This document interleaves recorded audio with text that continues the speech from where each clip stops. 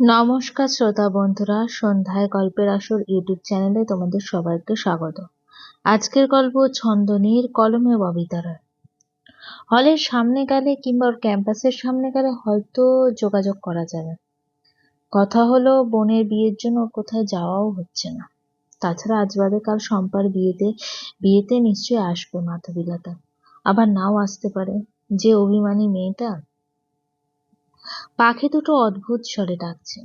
সঞ্জয়ের একটু ভয় ভয় লাগছে, তবে ছাদ থেকে নেমে ঘরে যেতে আর ইচ্ছে করছে না। আর একটু সময় এখানে দাঁড়িয়ে থাকতে ইচ্ছে করছে। তুমি ঘুমাওনি? আলপনা ঘুমিয়েছিল। সঞ্জয় যখন মাঝরাতে ঘরের দরজা খুলে বাইরে চলে গেল তখন আলপনার ঘুমটা ভেঙে গেল। কাঁচা ঘুম হঠাৎ ভেঙে যাওয়ায় আর ঘুম আসেনি। সঞ্জয় হাত পা ধুয়ে এসে খাটের এক কোণে শুয়ে পড়ল। আলপনাও সঞ্জয়ের খাটে ঘুমায়, তবে মাঝখানে বড় একটা কোলবালিশ রাখা থাকে। এই কোলবালিশের ব্যারিকেড দুজনেই হয়তো মনে মনে ভেঙে দিতে চায়, কিন্তু সংকোচ কিংবা জড়তার জন্য কারো আর ভাঙা হয় না। তবে হয়ে যাবে বোধহয়। দুটো নরনারীর দেহ এক খাটে যখন আছে, তখন সামান্য ব্যারিকেড ভেঙে মিলেমিশে এক হতে কতক্ষণ। সঞ্জয়ের খুব মাথা ধরেছে, দুই হাত মাথা চেপে ধরে শুয়ে আছে। আজ অনেকটা সময় বৃষ্টিতে ভিজে ভিজে কাজ করতে হয়েছে। মাথাটা সারাদিন ভার হয়েছিল। হঠাৎ করেই ধরে গেল। সঞ্জয়ের ছটফটানি আলপনা বোধহয় টের পেল। বলল, কি হয়েছে? কিছু না। খুব কি মাথা ব্যথা করছে? এক কাপ চা করে দেবো? লাগবে না।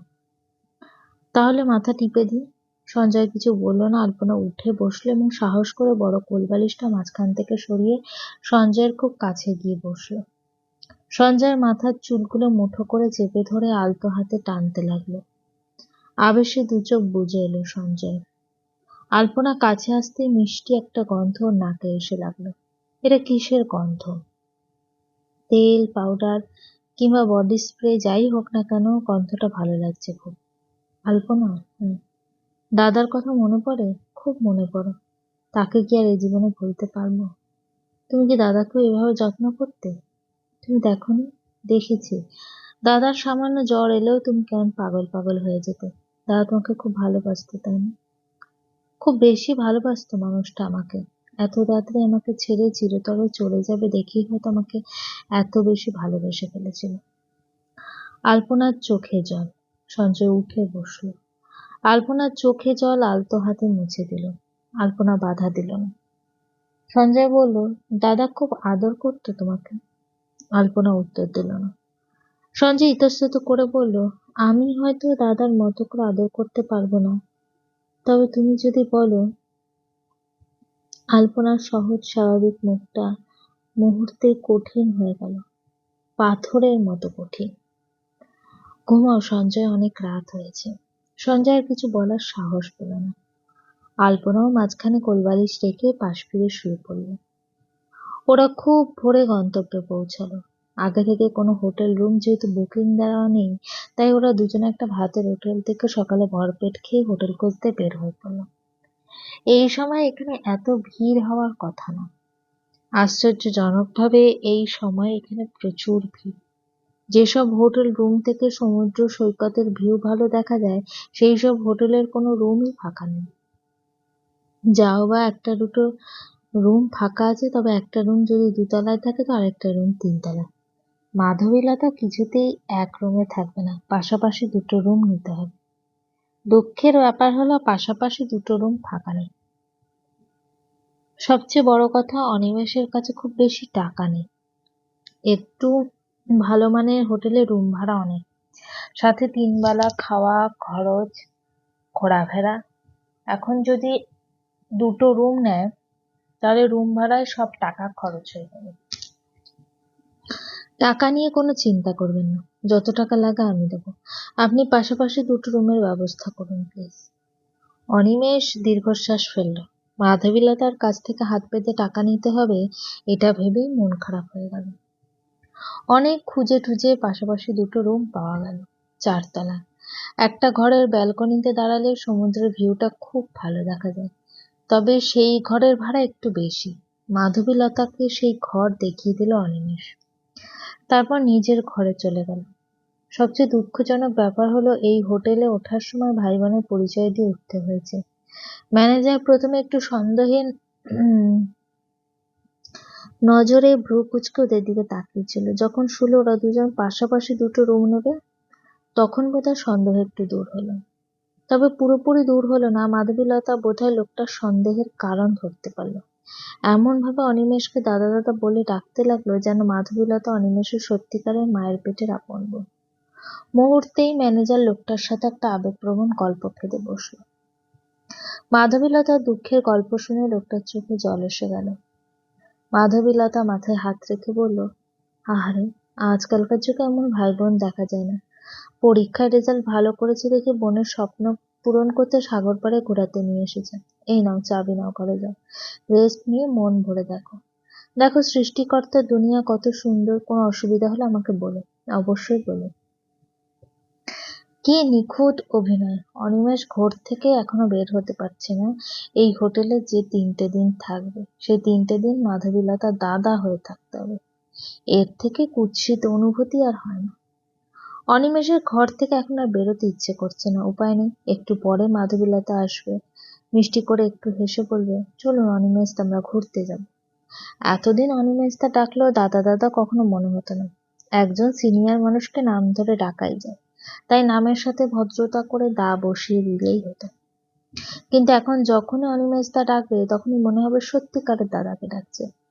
অনিমেষের ভালো লাগছে না, কিছুই ভালো লাগছে না, সবকিছুই অসহ্য লাগছে। এই অসহ্য ভাবটা ওর চোখে মুখে ফুটে উঠেছে। শত চেষ্টা করেও চেপে রাখতে পারছে না। সত্যি সত্যি একটু পরে দরজায় নড়া নাড়ল মাধবীলতা। অনিমেষ ঘাপটি মেরে শুয়ে রইল। উঠে গিয়ে এখন কিছুতেই দরজা খুলতে ইচ্ছে করছে না। অনিমেষদা, আপনি কি ঘুমিয়ে পড়েছেন? আমি তখন আপনাকে শুধু দাদা এবং তুই বলে ডেকেছি দেখে আপনি খুব রাগ করেছেন। আমি খুব সরি অনিমেষদা, আমার আপনাকে তুই বলা উচিত হয়নি। আসল ভাই বোনের সম্পর্ক বোঝাতে গেলে তুই তুই করে না বললে কেউ বিশ্বাস করতে চায় না। না হলে যে এত সুন্দর ঘরটা পেতাম। অনিমেষ ঘরের দরজা খুলে দিল। মাধবীলতা ঘরের ভেতরে এসে খাটের এক কোণে বসলো। বলল, ম্যানেজার লোকটাকে দেখে খুব ভালো মনে হলো। যদি আমরা বন্ধু বলে পরিচয় দিতাম, জীবনেও আমাদের কাছে ঘর ভাড়া দিত না। কে বলেছে দিত না? তুমি একবারই আমাকে কেন দাদা বানিয়ে দিলে? এখানে টাকা হলে সবকিছু পাওয়া যায়। অনিমেষ শত চেষ্টা করেও রাগ চাপতে পারল না। মাধবীলতা বলল, আমি খুব দুঃখিত, আসলে এই হোটেলের রুমটা আমার এত পছন্দ হয়ে গেল, যদি ওনারা মানা করে দিত তাহলে না আমার মনটা খুব খারাপ হয়ে যেত, হয়তো ট্যুরের আনন্দটাই মাটি হয়ে যেত। চলুন ঘুরতে যাই। যাবো এক শর্তে। কি শর্ত? অনিমেষদা বলল, ঠিক আছে, আর কখনো আমাকে দাদা বলবে না, ওই লোকটার সামনে তো ভুলেও বলবেন। আচ্ছা। অনিমেষ আগে আগে হেঁটে গেল। মাধবীলতা অনিমেষকে অনুসরণ করে খানিক পিছু পিছু গেল। ম্যানেজার লোকটার সামনে দিয়ে যাওয়ার সময় বাঁধল বিপত্তি। মাধবীলতাকে হঠাৎ ডাকলো, মা এদিকে এসো। বুড়ো মানুষের ডাক উপেক্ষা করা যায় না। মাধবীলতা ভয়ে ভয়ে একবার অনিমেষের মুখের দিকে তাকালো। অনিমেষের মুখটা পাথরের মতো শক্ত। মাধবীলতা ছোট করে দীর্ঘশ্বাস ফেলে ম্যানেজারের কাছে এগিয়ে গেল। লোকটি বলল, কোথায় যাচ্ছ? ঘুরতে যাচ্ছি আঙ্কেল। তোমার দাদা বিয়ে করেনি? না, বিয়ে করলে তো বৌদিও সাথে আসতো। কথাগুলো নিচু স্বরে বলতো মাধবীলতা। বিয়ে করলে কি আর বউকে রেখে বোনের স্বপ্ন পূরণ করতে বোনকে ঘুরতে নিয়ে আসতো? আজকালকার ছেলেপুলেগুলোও হয়ে যাক একটা স্বার্থপর, এরা শুধু বউয়ের কথা ওঠে আর বসে। এই ছেলে, এদিকে এসো। এভাবে আগে আগে হেঁটে যাচ্ছ কেন? বোনের হাত ধরে নিয়ে যাও। অনিমেষের রাগে শরীর চলে যাচ্ছে। ইচ্ছে করছে বুড়োর মাথার উপর ইয়া বড় টাকের উপরে এক ঘুষি মেরে মাথা ফাটিয়ে দিতে। অনিমেষের আর এগিয়ে আসতে হলো না। মাধবীলতা ভয়ে ভয়ে হেঁটে গিয়ে অনিমেষের পাশে দাঁড়ালো। আলতো করে অনিমেষের এক হাত ধরল। মাধবীলতার কোমর হাতের একটুখানি গাঢ় স্পর্শে যেন অনিমেষের রাগ মাটি হয়ে গেল। হাতটা আরেকটু শক্ত করে চেপে ধরল। মাধবীলতা চোখ তুলে তাকালো অনিমেষের দিকে। অনিমেষও তাকালো। আবার অনেক অনেক দিন পর চার চোখের মিলন হলো। অনিমেষের বুকের ধুকপুকানি বেড়ে গেল। চোখ দুটো ঘোলা হয়ে আসছে।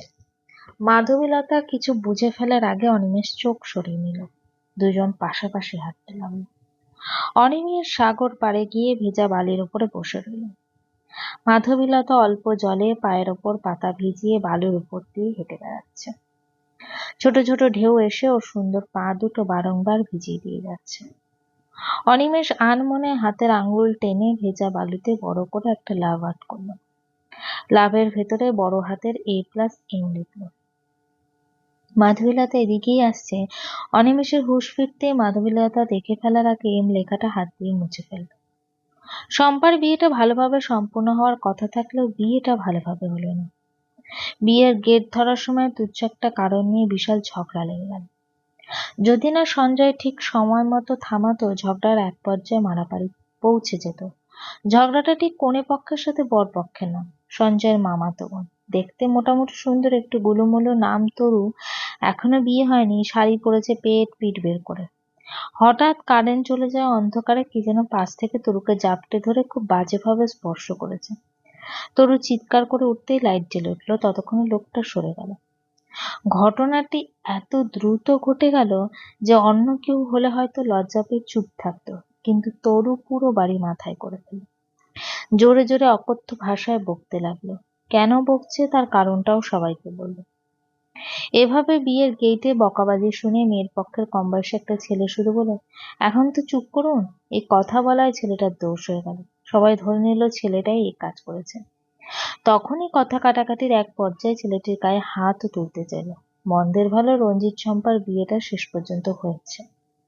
গল্পটি কেমন লাগলো অবশ্যই আমাকে কমেন্ট করে জানিও। আর আমার চ্যানেলে গল্পগুলো যদি তোমাদের ভালো লেগে থাকে চ্যানেলটিকে সাবস্ক্রাইব করে পাশে থেকো।